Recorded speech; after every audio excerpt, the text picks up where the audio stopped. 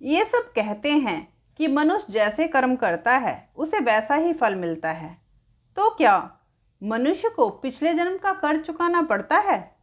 नमस्कार दोस्तों, आप सभी का हमारे YouTube चैनल कथा के सार में स्वागत है। आज की इस वीडियो में हम जानेंगे कि मनुष्य को अपने पिछले जन्म का कर्ज चुकाना पड़ता है या नहीं।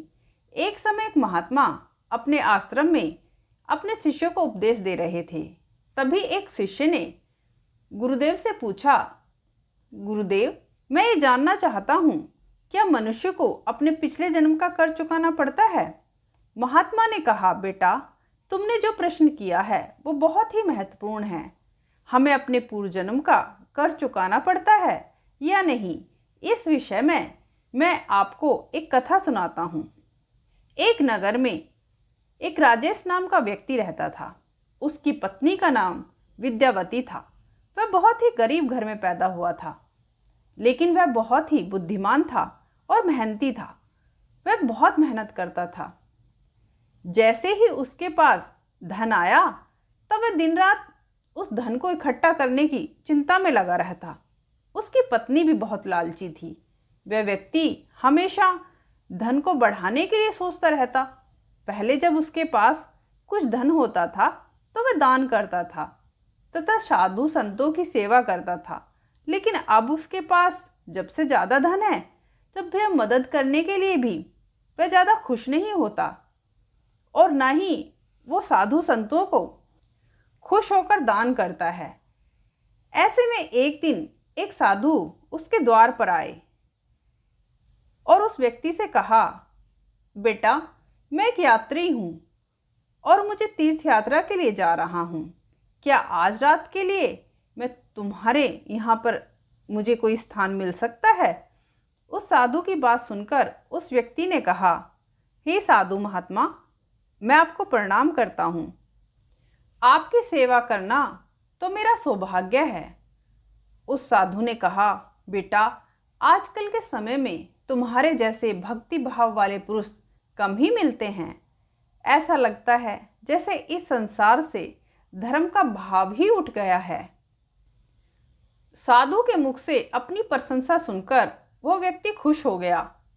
उसने कहा, महाराज, अगर हम आप जैसे संतों की सेवा नहीं करेंगे तो इस मानव जीवन का क्या लाभ? ऐसे कहते हुए वह व्यक्ति उस महात्मा को अपने घर के अंदर ले आया और उसने उसके स्वागत में कोई कमी नहीं छोड़ी। उनके लिए स्वादिष्ट भोजन बनवाया। उसके इस भक्ति भाव से वो महात्मा बहुत खुश हुआ और वो उस व्यक्ति से ज्ञान की और भक्ति की बातें करने लगा। बातें करते हुए उस व्यक्ति ने महात्मा से पूछा कि आप साधु कैसे बने? साधु ने उत्तर दिया, बेटा, बुढ़ापा आ गया है, अब क्या सारी उम्र गृहस्थी में ही फंसा रहूँगा? कुछ हरि भजन भी तो करने चाहिए। ईश्वर की कृपा से मैंने खूब धन कमाया है। मेरे 2 पुत्र और 2 पुत्रियां हैं। अब सारी धन दौलत उनमें बांटकर मैं तीर्थ यात्रा के लिए जा रहा हूँ। राजेश ने महात्मा से पूछा, तो क्या सब कुछ आपने अपने बच्चों को दे दिया? आपने अपने पास कुछ नहीं रखा? इस पर साधु ने उत्तर दिया, बेटा, मेरे हाथ में जो छड़ी देख रहे हो, यह अंदर से खोखली है। इसमें मैंने 500 स्वर्ण मुद्राएं डाल रखी हैं। यात्रा में कभी भी धन की कमी आवश्यकता पड़ती है तो मैं इससे अपनी पूर्ति कर लेता हूँ। बातें करते हुए उस साधु को नींद आ गई, लेकिन राजेश की आंखों में नींद कहाँ। रात का एक पहर बीत गया। वो बार बार महात्मा की छड़ी को देख रहा था और मन में लोभ उसके उत्पन्न हो रहा था। उसकी आत्मा उस गलत कार्य को करने के लिए रोक रही थी। तभी उसकी पत्नी उसके पास आकर बैठ गई और वो कहने लगी, स्वामी, आप किस गहरी चिंता में डूबे हैं? क्या आप भी वही सोच रहे हैं जो मैं सोच रही हूँ? इस महात्मा की हमने खूब सेवा की है, अब इनको भी तो हमें कुछ देना पड़ेगा। इस पर उस व्यक्ति ने अपनी पत्नी से कहा कि मैं बहुत दुविधा में हूँ। मेरा कर्तव्य था कि मैं अतिथि की सेवा करूँ, लेकिन अगर मैं इसका धन चुरा लूँगा तो मुझे पाप लगेगा। उसकी पत्नी ने कहा, स्वामी, आप कैसी बातें कर रहे हैं? इस महात्मा की उम्र ढल चुकी है। यह अपना अंतिम समय पे ही यात्रा पर निकला है और वैसे भी यह इसका कोई नहीं है। आप इन स्वर्ण मुद्राएं को ले लो। इस वर भी यही चाहता है, इसी कारण तो यह महात्मा हमारे यहाँ आया है और इसने अपनी गुप्त बात भी हमें बता दी। अपनी पत्नी की बात सुनकर उस व्यक्ति में भी बहुत लोभ आ गया और उसने उस छड़ी को उठाया और उस छड़ी को खोलकर उसमें से स्वर्ण मुद्राएं निकाल ली और उनकी जगह सामान्य लोहे की सिक्के उसमें भर दिए। सुबह साधु ने स्नान वगैरह करके अपनी यात्रा के लिए आगे के लिए तैयार हुआ। उस व्यक्ति को ये लग रहा था कि कहीं साधु को शक ना हो जाए, कहीं साधु अपनी छड़ी खोलकर ना देख ले, लेकिन उस साधु को ऐसा कोई भी वहम नहीं हो रहा था। वो तो उनका धन्यवाद दे रहा था कि आपने मुझे एक रात रुकने का मौका दिया और मेरी इतनी खातिर करी। महात्मा ने कहा, तुमने मेरा इतना आदर सत्कार किया, मैं उसके लिए बहुत ही ज़्यादा कृतज्ञ हूँ। मैं तुम्हारी किस तरह से सहायता कर सकता हूँ? अब उस व्यक्ति ने कहा कि महात्मा, मेरे यहाँ कोई संतान नहीं है, आप भगवान से प्रार्थना करें कि मेरे यहाँ भी एक संतान हो। मेरी तो भगवान नहीं सुनते, क्या पता आपकी प्रार्थना का असर हो और भगवान वो आपकी प्रार्थना सुन ले। इस पर महात्मा ने कहा, भगवान की तो भगवान ही जाने, लेकिन मैं तुम्हें आशीर्वाद देता हूँ कि भगवान तुम्हें संतान अवश्य दे। महात्मा उन्हें आशीर्वाद देता हुआ आगे की ओर अपनी यात्रा के लिए चल पड़े, लेकिन उस व्यक्ति के मन में कुछ शंका पैदा हो रही थी कि मैंने जो किया है वो गलत किया, ये सही किया, क्योंकि हम भविष्य के बारे में तो सोचते नहीं, हम सिर्फ आज के बारे में सोचते हैं। और उसी तरह से कि आज हमने ये धन चुरा लिया, आगे क्या होगा हमें कुछ पता नहीं है। महात्मा अपनी यात्रा पूरी करते हुए अपने तीर्थ स्थान पर पहुंच गया। वहां पहुंचकर वो बहुत खुश हुआ। साधु संतों को देखकर उसकी प्रसन्नता और भी दुगनी हो गई और वो मंदिर परिसर में जा उसने वहाँ के प्रबंधक से कहा कि महाराज, मैं यहाँ पर सभी यात्रियों के लिए एक भंडारा करना चाहता हूँ। मेरी इच्छा है कि मैं सभी लोगों को भोजन कराऊं। क्या आप मुझे बता सकते हो कि उसमें कितना धन लगेगा? इस पर उस प्रबंधक ने बताया कि महाराज, अगर आपको ये सब कार्य कराना है तो उसके लिए आपके पास पर्याप्त धन है ना? उसके लिए 400 स्वर्ण मुद्राएं लगेंगी। उस साधु ने कहा कि आप उसका इंतजाम कीजिए, धन का प्रबंध मैं करता हूँ।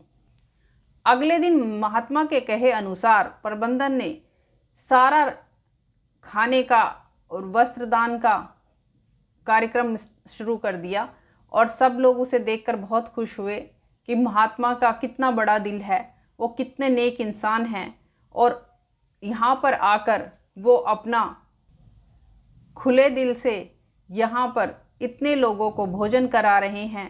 महात्मा सच में ही बहुत दयालु इंसान हैं। वो साधु अपनी प्रशंसा सुनकर बहुत खुश हो रहा था। उसे लग रहा था कि मेरे जीवन का ये अंतिम क्षण, जिसमें मैं अपनी ही इतनी प्रशंसा सुन रहा हूँ और लोग मेरे नाम से भोजन करके जा रहे हैं और इतने खुश भी हैं। शाम तक वो प्रोग्राम चलता रहा। शाम को उस महात्मा को अपने प्रबंधक को धन देना था। अब वो साधु अपनी झोपड़ी में गया और जाके उसने अपनी छड़ी को खोला तो छड़ी के अंदर लोहे के सिक्कों को देखकर वो अंदर तक कांप गया। उसे लगा कि वो कोई स्वप्न देख रहा है। उसे अपनी आंखों पर यकीन ही नहीं हो रहा था कि उसकी स्वर्ण मुद्राएं लोहे के सिक्कों में कैसे बदल गईं। लेकिन अब उसे प्रबंधक को हिसाब तो देना ही था। अब उस हिसाब को वो कैसे दे, वो धन कहाँ से लाए, उसके आगे यही सारा कुछ घूम रहा था और वो मन ही मन भगवान से प्रार्थना कर रहा था कि भगवान, ये सब क्या हो गया, मुझे तो कुछ समझ में ही नहीं आ रहा है कि मेरे साथ ये क्या हुआ है। वो अंदर से अंदर अपने अपमान में इतना डर गया, इतना घबरा गया कि उसने अंदर से दरवाज़ा बंद कर लिया और चारपाई की रस्सी निकालकर उसने छत से लटका दिया। अब उस मौत उसके दरवाजे पर खड़ी थी कि महात्मा ने अपनी आत्मा से उपदेश दिया कि वे तुम क्या कर रहे हो, आत्महत्या करना तो सबसे निंदनीय काम है, ऐसा मत करो। परंतु निराशा ने उसे हर तरफ से घेर रखा था। महात्मा का चेहरा मृत व्यक्तियों की तरह सफ़ेद पड़ा हुआ था। उसे अपना अपमान भी साफ दिखाई दे रहा था।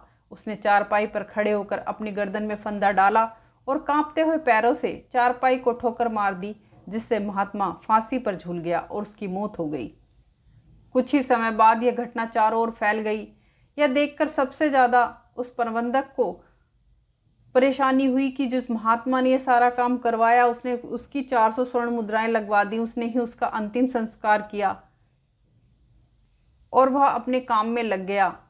महात्मा तो मर चुका था, लेकिन उसका आशीर्वाद अभी जीवित था। 1 साल के अंदर ही उस व्यक्ति के घर पे एक पुत्र का जन्म हुआ। उस पुत्र के जन्म पर वो व्यक्ति इतना खुश हुआ जैसे उसे संसार का सारा धन मिल गया हो, क्योंकि उसके कोई संतान नहीं थी। और उस व्यक्ति ने अपनी सारी ज़िंदगी की कंजूसी भी उसमें निकाल दी और पानी की तरह पैसा बहाया, और उस बालक का नाम उसने विश्वास रखा। विश्वास बहुत ही सुशील और भगवान का उपासक बच्चा था। वो तीक्ष्ण बुद्धि का था। उसे जो भी कोई देखता तो सब यही कहते कि यह तो कुल का नाम रोशन करेगा। उसकी प्रशंसा सुनकर वे व्यक्ति भी बहुत खुश होता और अपने सारे बुरे काम भी वो भूल चुका था। विश्वास अपनी पढ़ाई में भी बहुत अच्छा था। व्यक्ति उसको देखकर भगवान को धन्यवाद देता कि पता नहीं मेरे कौन से कर्म का फल से ये मुझे इतनी अच्छी संतान मिली है। और उसे अपने करे हुए पे थोड़ा पछतावा भी रहता था कि पता नहीं मेरी बुद्धि कैसी भ्रम में पड़ गई थी और मैंने वो मूर्खता कर दी और मैंने उस साधु के वो 500 स्वर्ण मुद्राएं निकाल ली। उसने उन 500 स्वर्ण मुद्राओं को एक लाल वस्त्र में बांधकर एक संदूक में रख दिया और सोचा कि वह महात्मा को वापस दे देगा। उसने महात्मा की खोज भी की, कई लोगों को भी भेजा, लेकिन उसे महात्मा नहीं मिले। और इसी तरह समय बीतता चला गया और व्यक्ति इन सब बातों को भूल गया। ऐसे ही समय गुजरता रहा और विश्वास अब 21 वर्ष का हो गया। उसे एक बीमारी ने पकड़ लिया। अब विश्वास के इलाज में काफ़ी धन खर्च हो रहा था। इधर उसकी पत्नी भी अपने बेटे की ये हालत देखकर परेशान रहती थी। उसने कहा चलो हम तीर्थ यात्रा पर चलते हैं। और विश्वास को वो साधुओं को जैसा रहना बहुत पसंद था। उसके अंदर वैराग्य सा आता जा रहा था और वह साधुओं के डेरे में ही समय बिताने लगा। इन चीज़ों को देखते हुए वे व्यक्ति थोड़ा परेशान हो, क्योंकि वो उसकी इकलौती संतान थी। उसने एक दिन सोचा कि चलो हम भी तीर्थ यात्रा के लिए चलते हैं। वो अपने बेटे को लेकर तीर्थ के लिए निकल गई। एक दिन संध्या के समय विश्वास भजन सुनकर अपनी सराय की तरफ लौट रहा था कि रास्ते के एक बूढ़ा व्यक्ति बहुत रो रहा था। विश्वास ने पूछा, क्या हुआ बाबा, आप क्यों रो रहे हो? उस व्यक्ति ने कहा, बेटा मैं बहुत परेशान हूँ और इस नदी में डूबकर अपना जीवन समाप्त करने जा रहा हूँ। विश्वास ने कहा, ऐसा क्या हुआ बाबा? उस बूढ़े व्यक्ति ने कहा, बेटा मुझे व्यापार में बहुत घाटा हो गया और मुझ पर बहुत कर्ज भी है। अब जीवन समाप्त करने के अलावा मेरे पास और कोई विकल्प नहीं। इस पर विश्वास ने कहा, आप पर कितना कर्ज है बाबा? उस व्यक्ति ने कहा, बहुत सारा धन बेटा, 500 स्वर्ण मुद्राएं। विश्वास ने कहा, बस बाबा, इस छोटी सी बात के लिए आप अपनी जान दे रहे हैं? उस बुजुर्ग ने विश्वास को बहुत सी अजीब नज़रों से देखा। विश्वास ने कहा, बाबा आप रुको, मैं अभी पैसे लेकर आता हूँ। इस पर उस बुजुर्ग ने कहा कि पास में ही मेरी झोपड़ी है। इतना सुनकर विश्वास सराय में आ गया और वहाँ जाकर देखा उसके माँ बाप वहाँ नहीं थे। उसने इधर उधर देखा तो वहाँ उसे एक संदूक दिखा जिस पर ताला लगा था। उसने पत्थर से ताला तोड़ा और संदूक को खंगाला, जिसमें उसे वही लाल वस्त्र मिला। उसने खोला तो उसमें स्वर्ण मुद्राएं थीं। ये वही स्वर्ण मुद्राएं थीं जो साधु से उसके पिता ने चुराई थीं। विश्वास ने उन्हें गिना तो पूरी 500 स्वर्ण मुद्राएं थीं। उसने उन्हें लिया और जाकर उस बुज़ुर्ग को दे दी। यह वही बुज़ुर्ग व्यक्ति प्रबंधक था जिसने भंडारे का आयोजन किया था। इधर विश्वास को उन मुद्राओं को उस बुज़ुर्ग को देकर मन में एक अनोखी शांति थी। क्योंकि विश्वास वही महात्मा था जिसने उस भंडारे के लिए कहा था। वह अपने पिछले जन्म के कर्ज से मुक्त हो चुका था। उसे लगा जैसे उसका जीवन यह कर्ज चुकाने के लिए ही हुआ था और विश्वास की मृत्यु हो गई। अगले दिन राजेश और उसकी पत्नी को पता चला कि उनके पुत्र की मृत्यु हो गई। उनको इस दुख से इतनी पीड़ा हुई कि उन्होंने भी अपने प्राण त्याग दिए। उन तीनों का अंतिम संस्कार उस बुजुर्ग प्रबंधक ने किया। कर्ज एक ऐसी चीज़ है जो मृत्यु के बाद भी उसका पीछा नहीं छोड़ती। अगर किसी से कर्ज लिया है तो उसे अपने जीवन में अवश्य चुका दें। लिया गया कर्ज जन्म जन्मांतर तक उस मनुष्य का के साथ ही रहता है। उम्मीद है दोस्तों आपको ये कहानी पसंद आई होगी। अगर कहानी पसंद आई हो तो वीडियो को लाइक करें और चैनल को सब्सक्राइब ज़रूर कर देना। अपना और अपनों का ख्याल रखना। धन्यवाद।